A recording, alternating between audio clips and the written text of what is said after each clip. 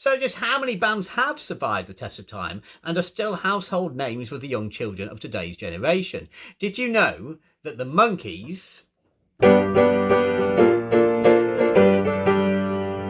I'm a Believer from 1967, was nominated for a Kids' Choice Award?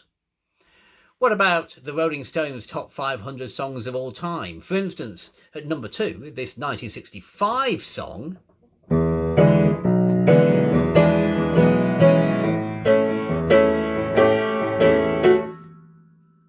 I Can't Get No Satisfaction, is at number 2. Or what about this famous song?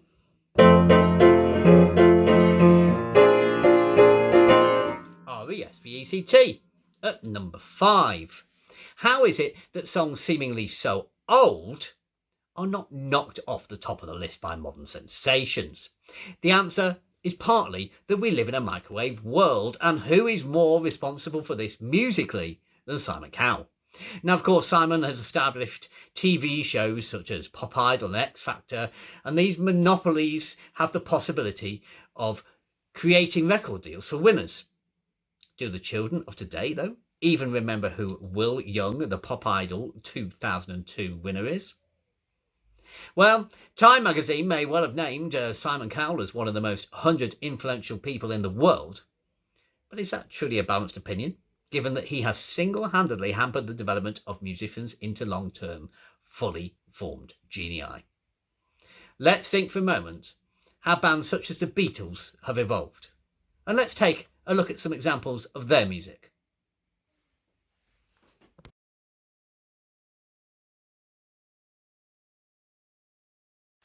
Well, let's take a look at this chord progression here. C major, G7, A minor, E minor, or using Roman numerals, 1, 5, 6, 3. Who on earth would end a chord progression with chord 3?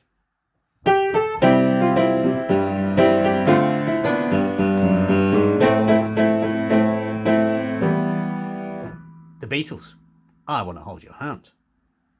Let's take a look at some other chord progressions and how innovative they really are.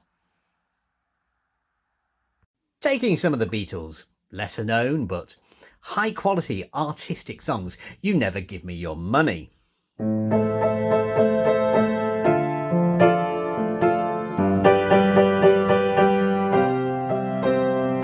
Here we find a seeming ballad, but suddenly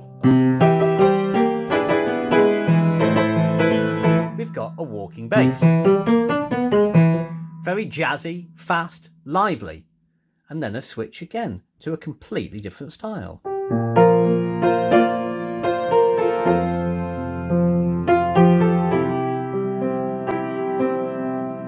And does it stay there?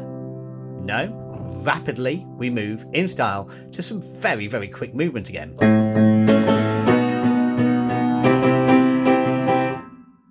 Very interesting chords, completely different styles, almost different pieces pulled together. How could any artist manage this? Answer: only with genius, only with experience, only with imagination, only with creativity, and only with artists that can evolve.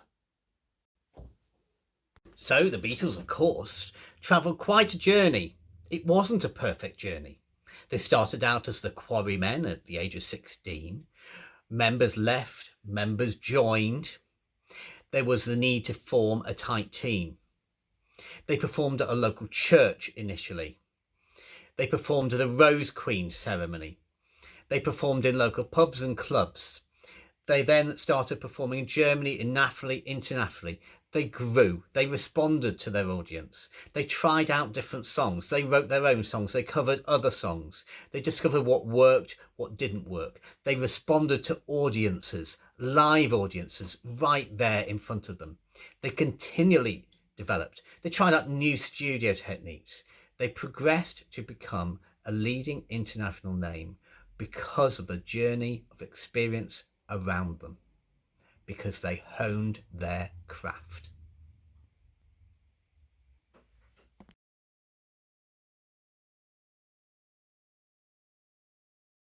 Whilst I'm not saying that there are not Beatles songs with only two chords that become particularly famous, such as John Lennon's Imagine.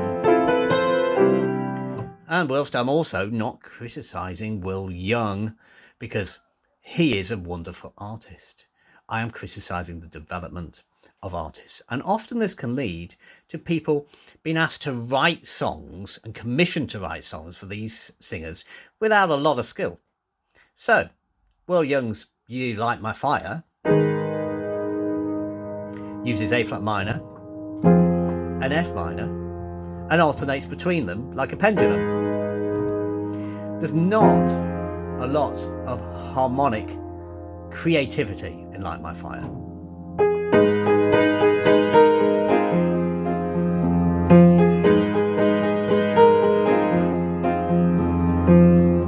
Alternating two chords is hardly Beatles quality.